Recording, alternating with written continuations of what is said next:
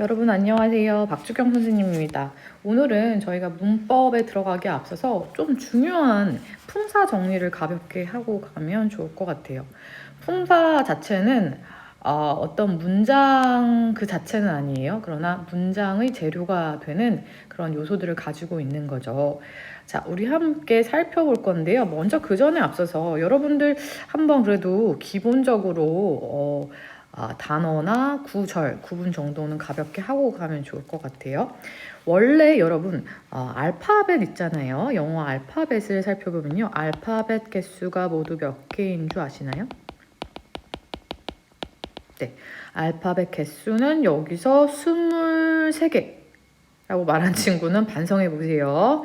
어디 가다가 빼먹었어. 네, 알파벳은 총 26개예요. 세보세요. A부터 Z까지. 네, 속으로 세고 있는 친구 많이 반성하세요.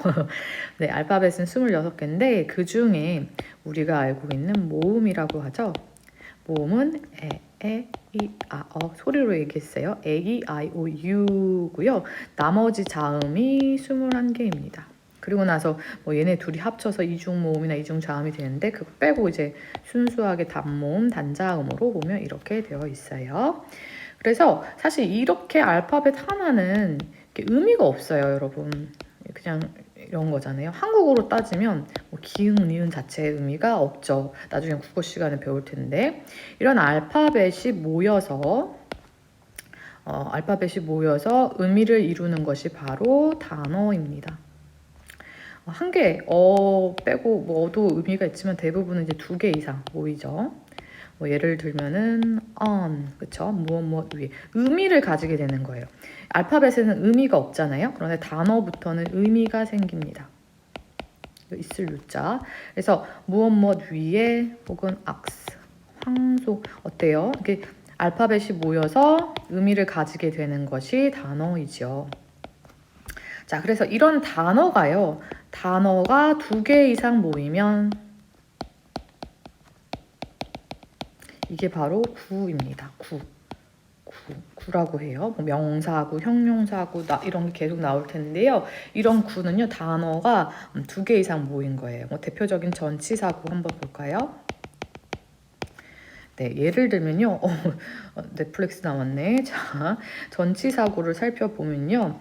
우리 알고 있는 전치사 있잖아요. 시간, 장소, 이렇게 정보 등을 나타내는 전치사. 대표적 with 볼까요? 단어 하나 있어요. 무엇과 함께 하고 with you 하면 너와 함께. 네, 이런 거 있죠. 이런 것들은요. 이렇게 단어가 2개 이상 모인 거예요. 함께와 너 이렇게 합쳐서 이거를 이제 구라고 하는 거죠. 구. 구보다 제일 큰 개념은 바로 이제 절이에요. 절. 네, 이거 옛날에 우리 스승님이 알려주신 건데, 자, 절에는 누가 산다? 스 님이 사시죠. 스와 있으면 따라오는 게 동사예요. 그래서 절의 핵심은 많은 것들이 뒤에 덧붙일 수 있지만 이 주어와 동사가 있느냐. 자, 보세요. 절은 뭐가 있다고?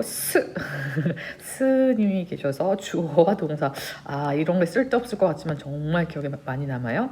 그래서 여러분들 다시 한번 살펴보면요. 알파벳이요. 하나는 의미가 없어요. 그런데 2개 이상 모여서 의미를 가지는 게 바로 단어라고 했어요. 단어가 2개 이상 모이면 뭐가 된다고요? 구가 된다고 했어요. 그리고 가장 큰 개념인 절. 이게 소위 말하는 문장이에요. 문장. 네, 이 절은요. 뭐가 있어야 된다고요? 주어와 동사가 있어야 된다는 거예요. 그리고 동사에 따라서 뒤에 목적어도 가지고 기타 등등 가지는데 얘네들이 이런 단어의 이런 형태 변화가 있다는 거 기억해 주시면 좋을 것 같습니다. 자, 그리고 나서 이제 품사로 넘어갈 건데요. 품사란 그럼 무엇이냐? 이거 조금 좀 지울게요. 품사란 무엇이냐? 품사는요, 선생님이 생각하기에는 그릇이라고 생각해요. 이게 품자가 진짜 그릇 그거기도 한데 예를 들면요, 어떤 그릇이 있어요. 근데 이거는 어떤 성질대로 이렇게 모아놓는 거예요. 한 예를 들어볼까요? 김밥을 쌌단 말이에요. 김밥. 김밥에는 여러 가지 재료가 있어요. 예를 들면 밥도 있고 현미를 넣을 수도 있죠. 그 다음에 또 뭐가 있어요? 햄, 그쵸? 달걀, 시금치 이렇게 뭐 기타 등등 넣을 수 있단 말이에요. 근데 이 재료마다 좀 특색이 있어요. 예를 들면 밥 현미는 곡물이고 이게 그다음에 햄은 뭐 육류이고 이거 달걀도 육류긴 하네요. 시금치 야채고. 그래서 야채대로 분류하고 그다음에 육류로 분류하고 이렇게 밥으로 분류하는 것처럼 이렇게 분류할 수 있잖아요. 어떤 재료가 어떤 특성에 따라서 이렇게 분류할 수 있는 것처럼 사실 문장도 마찬가지거든요. 문장을 다 하나하나 이렇게 뜯어보면요. 문장의 어떤 특색에 맞춰서 이렇게 그릇에 담아 놓는 거예요. 특징에 따라서 이렇게 담아 놓는 거죠. 그 중에 대표적인 게 명사, 그 다음에 동사, 형용사, 부사. 원래 팔품사 배울 건데 사실 이제 가장 핵심이 되는 거는 이 부분이죠. 명동형부. 명동에서 형부를 만나다. 네, 막 기억했는데 명동형부만 기억하면 안 되지만 어쨌거나 좀 가장 중요한 품사가 명동형부 정도 되겠는데 어쨌거나 이 특색에 맞춰서 성질에 맞춰서 나눠 놓는 것을 이제 품사라고 하는 거예요. 아까 말했던 그 단어를 이 그릇대로 나눠 놓는 거죠. 자, 우리 한번 그러면 간략하게 살펴볼까요? 네, 그래서 대표적인 게 뭐냐면요. 우리 팔품사 있어요. 팔품사 8가지 품사 한번 살펴볼 건데요. 자, 한번 정의 살펴볼 거예요. 품사란 단어의 성질을 나타내는 단어, 그쵸? 알파벳 2개 이상 뭐 의미를 가진 구절 있잖아요. 의미를 가지고 있는 각각의 성질대로 분류한 거예요.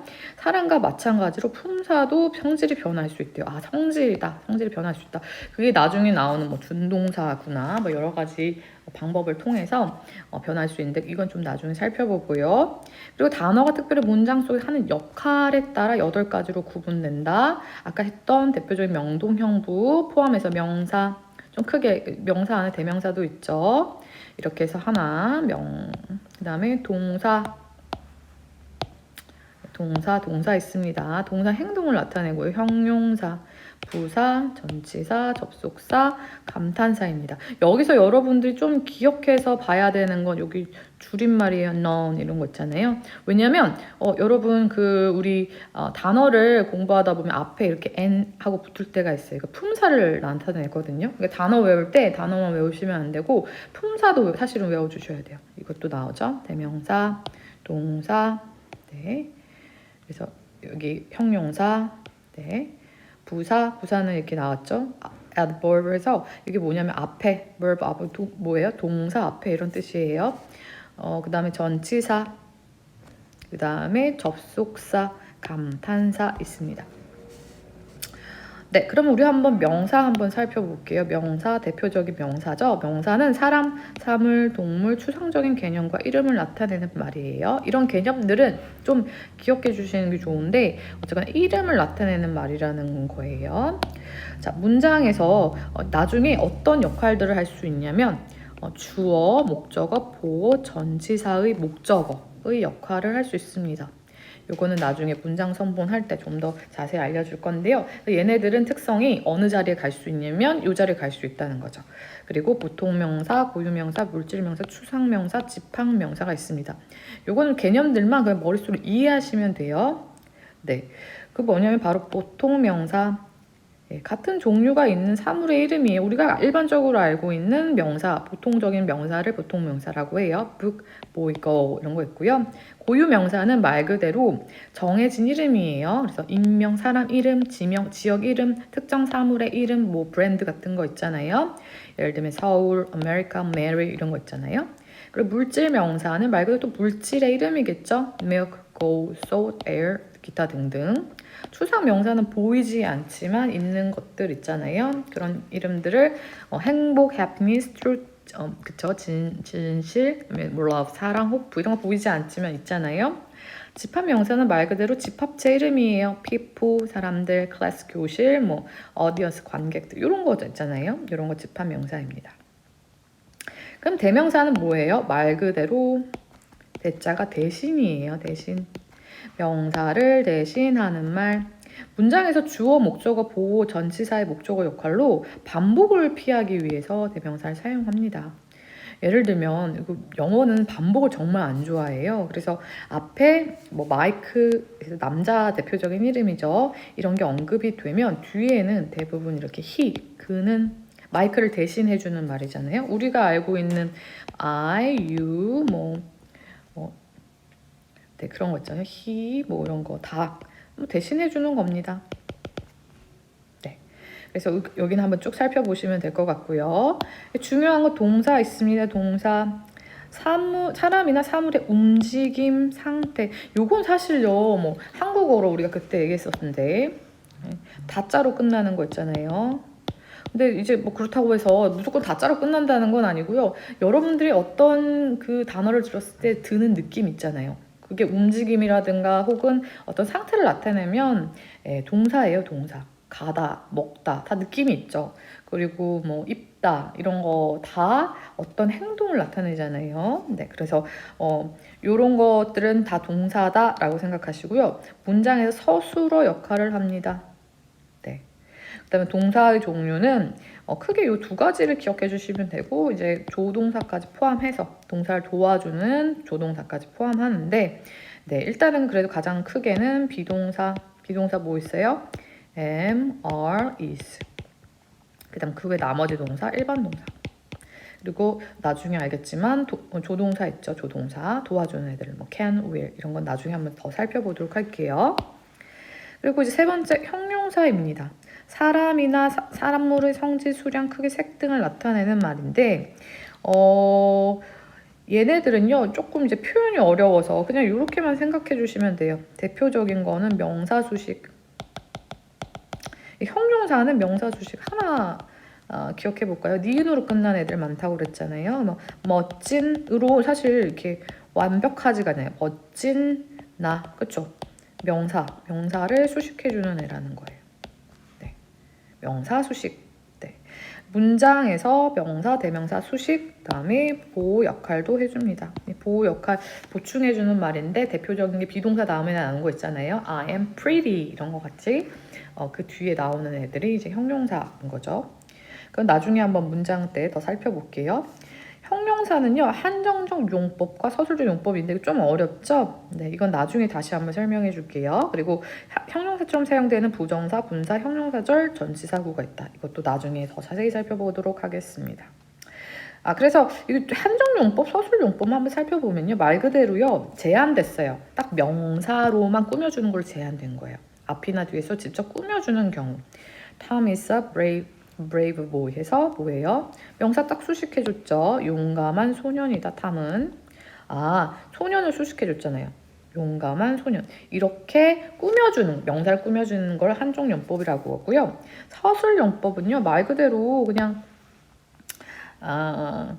서술어 뒤에 주어, 목적어, 상태를 설명하는 경우를 이제 서술용법이에요. Elizabeth is very beautiful. 엘리자베스는 매우 아름답다. 어떤 상태를 나타내는 거예요. 주어의 상태를 나타내는 비동사의 보충해주는 말이죠. 그런 것 같은 경우에는 이렇게 말 그대로 서술하는 경우에 있으니까 그렇게 되는 겁니다. 네, 이건 가볍게 살펴보고요. 그 다음 넘겨갈게요. 다음에 또 다룰 거니까요. 그리고요, 이제 부사가 있어요. 부사는 명사 빼고 다 꾸며준다고 생각하면 돼요. 아이고, 뭐지? 여기 있어요. 명사 빼고 다. 네. 그래서 한국어로 보면 이희리게 우구추 많이 열심히 빨리 느리게 이런 거 있잖아요.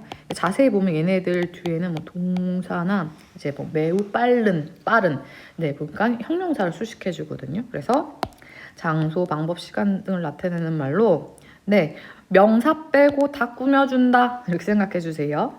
네 하나 볼까요? 네 보면 English is very easy 그렇죠? 영어는 매우 쉽다. 그래서 쉬운을 꾸며줬죠. 쉬운이 뭐예요? 니은으로 끝났네. 형용사 수식해줬어요. 얘는 부사죠. 매우는 부사. 그렇죠? 그리고 she plays the piano well. 그녀는 피아노를 잘 친다. 피아노를 잘 친다. 이렇게 꾸며주잖아요. 그래서 친다. 그거를 동사를 꾸며주니까 얘도 부사이죠. 네. 그리고 문장 전체를 꾸며줄 수도 있어요. 재수가 없게도 he lost his key. 그의 열쇠 잊어버렸다. 그렇게 문장 전체를 수식할 수도 있습니다. 그 다음에 전치사 있어요. 전치사는요, 명사나 대명사 앞에서 낱말과의 관계를 표현하는 말이래요. 이런 거는 그냥 외울 때 전치사 외우는데 뭐 with 하고 명사 나오는 경우 있잖아요. on 하고 명사 뭐 위에 뭐 이런 거 있죠. in